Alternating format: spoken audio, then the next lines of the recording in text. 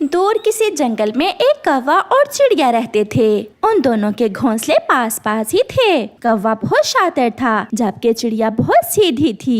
एक दिन कौवा चिड़िया के पास आता है और कहता है, चिड़िया चिड़िया, बहुत जोरों की भूख लगी है। अगर तुम्हारे पास कुछ खाने को है तो दे दो, तुम्हें दुआएं दूंगा। कौवे भैया, दुआएं तो मैं आपसे रोज लेती हूँ, लेकिन आप दुआएं देने के अलावा थोड़ी सी मेहनत भी कर लिया करें। आपको कुछ पता भी है, जंगल में सूखा चल रहा है। अब तो दूर दूर से भी भोजन नहीं मिलता। मेरे पास जो भोजन जमा था वो भी खत्म हो गया है। मैं तो खुद कल से भूखी बैठी हूँ। आपको कुछ खाने को कहाँ से दूँ? अच्छा, मैं तो बड़ी आशा लेकर तुम्हारी तरफ आया था। अब मेरा क्या होगा? मैं तो जब जंगल में हर तरफ भोजन होता है तब नहीं ढूंढ पाता। अब सूखे के मौसम में कहाँ से लाऊंगा भोजन? मैं तो गया काम से। वैसे कालू, मेरे दिमाग में एक आइडिया है। क्यों ना हम किसान की पत्नी के पास जाएं? वो बहुत दयालु है, वो हमारी मदद जरूर करेगी।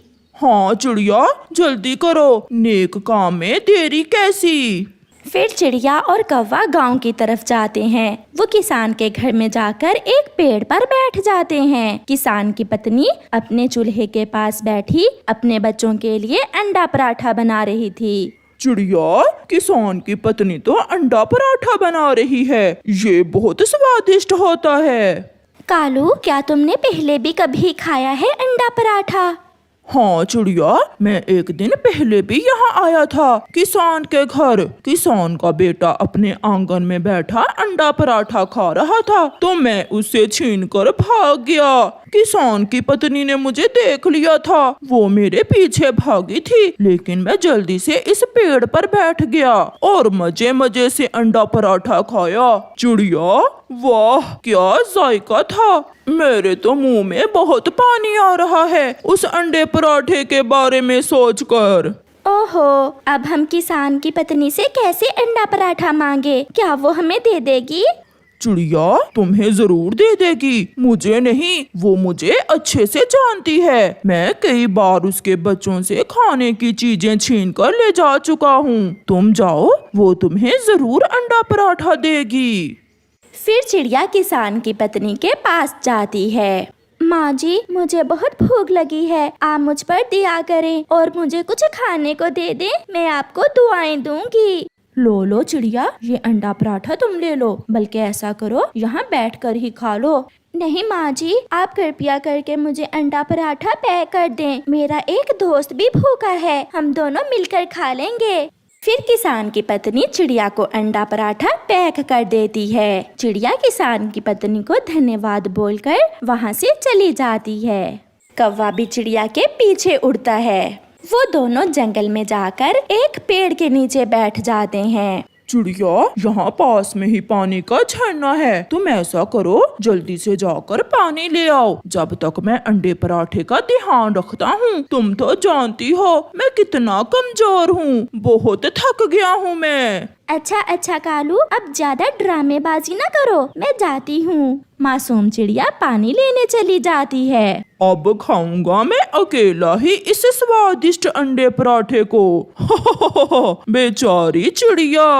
ऐसा कहते हुए कौवा सारा अंडा पराठा खा लेता है और वहाँ से भाग जाता है। थोड़ी देर बाद चिड़िया जब पानी लेकर आती है तो वहाँ ना तो कौवा था और ना ही अंडा पराठा। वो कालू का बच्चा मुझे धोखा दे गया, लेकिन मैं भी तुम्हें इस बार ऐसे माफ नहीं करूंगी, तुमसे बदला जरूर लूंगी। फिर चिड़िया वहाँ से उड़ती है और सीधी किसान की पत्नी के पास जाती है और उसे जाकर सारी बात बताती है। तो वो काला कौवा तुम्हें धोखा दे गया, उस पर तो मुझे भी बहुत गुस्सा है। वो तो मेरे बच्चे से कई बार खाने की चीजें छीन कर ले जाता है। तुम कल उसे किसी तरीके से यहाँ ले आना, फिर देखना कैसा सबक सिखाती हूँ मैं उसे। फिर किसान की पत्नी चिड़िया को एक और अंडा पराठा देती है, जिसे खाकर चिड़िया वहाँ से चली जाती है। रात को चिड़िया कौवे के घोंसले में जाती है। कौवा सो रहा था। कौवे भैया उठो, मैं आपके लिए एक अच्छी खबर लेकर आई हूँ। कौवा उठ जाता है। चिड़िया, तुम वो जब तुम पानी लेने गई थी तो भूख की वजह से मेरी आंखों के सामने अंधेरा आने लग गया था। मैंने जल्दी से वो अंडा पराठा खाकर अपनी जान बचाई। तुम मुझे माफ कर देना। कोई बात नहीं कव्वे भैया, आप तो अंडा पराठा खाकर वहाँ से आ गए। मैंने आपको बताना था कि जब मैं किसान की पत्नी के पास अंडा पराठा लेने गई थी तो उन्होंने मुझे कहा था कि मैं हर रोज अंडा पराठा खाने आ सकती हूँ। मैं तो कल फिर जाऊंगी। अगर आपने जाना हुआ तो आप भी आ जाना। हाँ चिड़िया, मैं तुम्हारे साथ जरूर जाऊंगा और कल हम दोनों दोस्त मिल बांट कर अंडा पराठा खाएंगे। क्यों नहीं कव्वे भैया, मैं सुबह आपका इंतजार करूंगी। जल्दी आना। Bye bye. अब मैं भी जाकर सोती हूँ। फिर चिड़िया भी अपने घोंसले में जाकर सो जाती है। अगली सुबह चिड़िया अभी सोई हुई ही थी कि कौवा आ जाता है। चिड़िया मेरी दोस्त, उठो, जल्दी करो, किसान की पत्नी तुम्हारा इंतजार कर रही होगी। अब हमें जाना चाहिए। हाँ कव्वे भैया, चलो चलें। फिर चिड़िया और कौवा किसान के घर की तरफ चले जाते हैं। किसान की पत्नी भी अपने बच्चों के लिए अंडा पराठा बना रही थी। वो दोनों आंगन में मौजूद पेड़ पर बैठ जाते हैं। कव्वे भैया, आज आप भी मेरे साथ चलें। किसान की पत्नी बहुत दयालु है, वो आपको कुछ भी नहीं कहेगी। मैंने कल उनको आपके बारे में बताया था। वो तो कह रही थी अपने दोस्त को जरूर साथ लेकर आना। हम चूल्हे के पास बैठकर गरम गरम अंडा पराठा खाएंगे और साथ में चाय भी पियेंगे।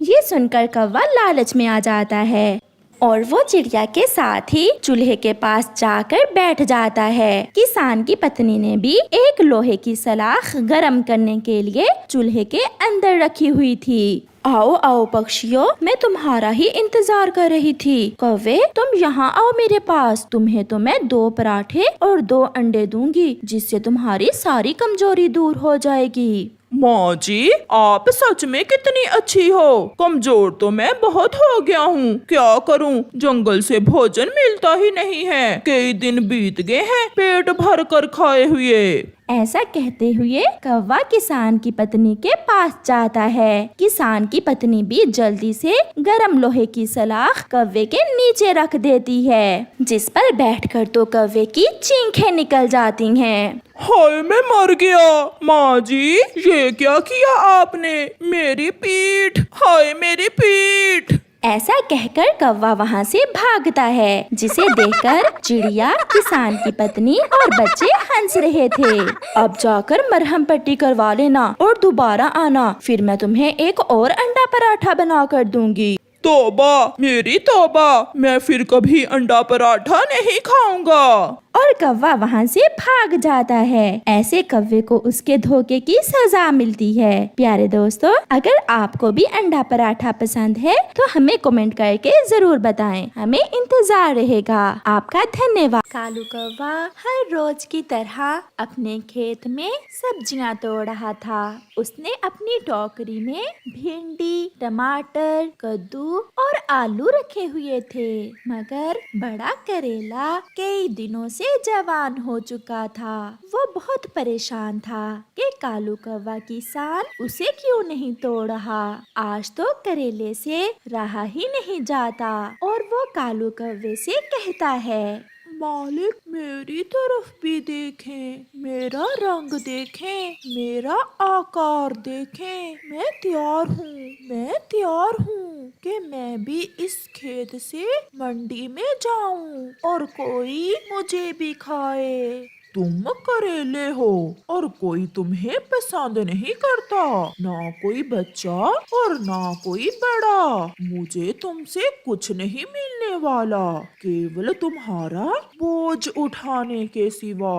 ये सुनकर करेला निराश हो जाता है। मैं भी तो एक सब्जी हूँ, आप मुझे एक बार आजमाए तो सही, मुझे मौका दें। अगर ऊपर वाले ने मुझे बनाया है तो जरूर मेरे अंदर कोई खूबी भी रखी होगी। करेले की ये बातें सुनकर कालू कौवे को करेले पर दया आती है और वो करेले को भी तोड़कर टोकरी में रख लेता है। और सीधा मंडी की तरफ जाता है। आज तो वो जवान करेला बहुत खुश था। वो खेत से पहली बार नई दुनिया जो देखने जा रहा था। ना ना, मुझे करेला नहीं चाहिए। आप बाकी की सब्जी के पैसे लें और करेला किसी दूसरे को दे दें। ओ भाई, ये भी तो सब्जी है। एक बार कहा ना, सुन लिया करेले। मैं ना कहता था कि कोई तुम्हें खाने वाला नहीं। अब मैं तुम्हें अपने घर ले जाता हूँ। हो सकता है मेरी पत्नी ही तुम्हारी भाजी बना ले। फिर कालू कौवा अपनी टोकरी और वो एक करेला लेकर वहाँ से अपने घर जाता है। कालू, कैसी रही आज की सब्जी? कोई कमाई भी हुई? हाँ, बाकी की सब्जी तो बिक गई है, मगर ये एक करेला किसी ने नहीं खरीदा और मैं इसे घर ले आया हूँ। ये भूल जाओ कि मैं इसे खाऊंगी। मुझे करेले से नफरत है। इससे तो अच्छा था कि तुम इसे कहीं रास्ते में ही फेंक आते। ये सारी बात सुनकर करेला रोने लग जाता है।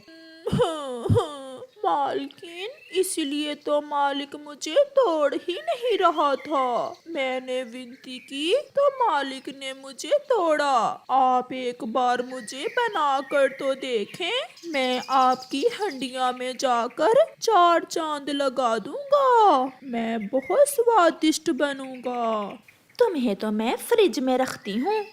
फिर गोरी कौवी करेले को उठाकर फ्रिज में रख देती है। करेले को फ्रिज में बहुत ठंड लग रही थी, मगर वो बेचारा क्या करता, कोई उसे खा भी तो नहीं रहा था।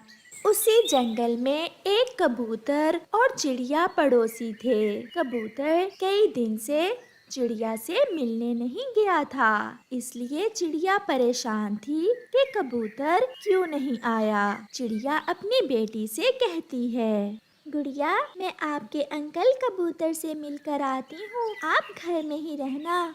चिड़िया कबूतर के घर जाती है। कबूतर तो बीमार था और वो एक चादर लिए अपने घोंसले में लेटा हुआ था। कबूतर भैया, क्या हुआ? आप बीमार हैं और मुझे किसी ने बताया ही नहीं। चिड़िया, शरीर में जान नहीं है, बहुत कमजोरी हो गई है। ना जाने कौन सी बीमारी लगी है, मुझे तो कुछ मालूम नहीं हो रहा। चलें, मैं आपको बुलबुल डॉक्टर के पास लेकर जाती हूँ। ऐसे बैठे रहने से तो आप ठीक नहीं होंगे। फिर चिड़िया कबूतर को साथ लेकर बुलबुल डॉक्टर के पास जाती है।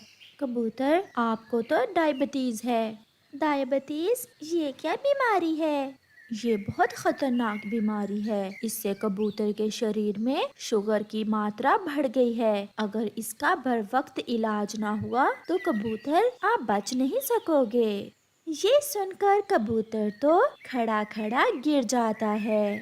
उठें कबूतर भैया, हौसला रखें, आप जल्द ठीक हो जाएंगे। मैं ये दवा दे रही हूँ, समय पर लेना। बुलबुल, मैं बच जाऊंगा ना? मुझे मरने से बहुत डर लगता है।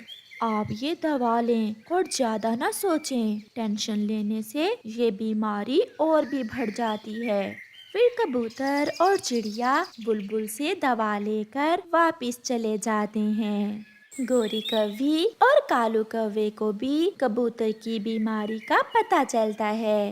गोरी, कबूतर कुछ दिनों से बीमार है। मैं खेतों से होकर आता हूँ और शाम को हम कबूतर को देखने जाएंगे। अच्छा हुआ जो कबूतर भी बीमार हुआ। वो गंदी आंखों वाला हर समय मुझसे लड़ाई करता है। ऐसा नहीं कहते, बीमार कोई भी हो सकता है। आप कुछ बना लेना, शाम को जाते हुए कबूतर के लिए लेते जाएंगे। ऐसा कहते हुए कालू घर से चला जाता है। क्या बनाऊं मैं उस गंदी आंखों वाले के लिए? हाँ, मैं वो करेला ही बना लेती हूँ। ऐसे भी तो वो फ्रिज में पड़ा सड़ रहा है। ये सोचते हुए गोरी कौवी फ्रिज से वो करेला निकालती है। करेला भी अपनी आखिरी सांसें गिन रहा था। जब गोरी उसे फ्रिज से निकालती है तो वो फिर से खुश हो जाता है। मालकिन, आज आप मुझे खाने वाली हैं क्या? मैं नहीं, बल्कि मोटा कबूतर तुम्हें खाएगा। उसी का मुंह कड़वा करने वाले हो। फिर गोरी करेला हंडिया में रखती है और हंडिया चूल्हे पर चढ़ाती है। शाम को गोरी का पति भी घर आ जाता है। गोरी, कुछ बनाया है कबूतर के लिए? हाँ हाँ, आप चले। मैंने कबूतर के लिए भुजिया बनाई है और वो भी करेले की। क्या कुछ और बना लेती? घर में और भी तो सब्जियां थीं। तुम चलो, कबूतर को करेला बहुत पसंद है। ऐसा कहते हुए गोरी अपना मुंह दूसरी तरफ करते हुए हंसती है। कबूतर, अब कैसे हो? मैं बहुत कमजोर हो गया हूँ। बुलबुल ने बताया है कि मुझे दियाबतीज है। बहुत बुरी बीमारी लग गई है मुझे। फिर तो तुम मर जाओगे। कबूतर, अब तुम बचने वाले नहीं हो। लो, मैं तुम्हारे लिए करेला बनाकर लाई हूँ। ये खा लो। तुम्हारे भाई कालू की फरमाइश थी कि तुम्हारे लिए कुछ लेकर जाएं। आपका बहुत शुक्रिया। मुझे बहुत भूख लगी हुई है। मुझे करेले की खुशबू बहुत अच्छी लग रही है। फिर गोरी और कालू वहाँ से चले जाते हैं और कबूतर जी भर के करेले की भुजिया खाता है। रात हो जाती है और कबूतर सो जाता है। दूसरे रोज जब कबूतर सोकर उठता है तो वो खुद को बहुत बेहतर महसूस कर रहा था। ऐसा क्या हुआ? मैं खुद को ठीक महसूस कर रहा हूँ। फिर वो उड़कर देखता है। अब वो पहले से बेहतर उड़ सकता था। हाँ, मैंने रात को करेले की भुजिया खाई थी। गोरी, तुम्हारा धन्यवाद। मैं ठीक हो गया। मैं करेला खाने से ठीक हो गया। कबूतर भागा भागा गोरी और कालू के घर जाता है। रात को तो तुम हिल भी नहीं रहे थे और अब छलांगे लगा रहे हो।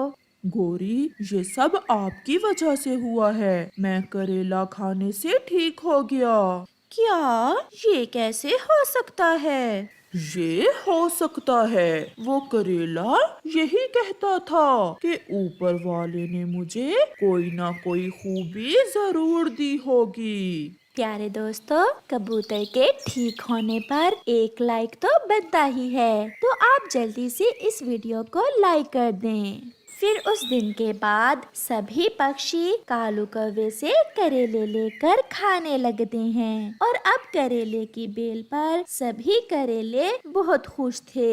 प्यारे दोस्तों, आप में से अगर कोई करेले की सब्जी नहीं खाता तो हमें कमेंट करके जरूर बताएं।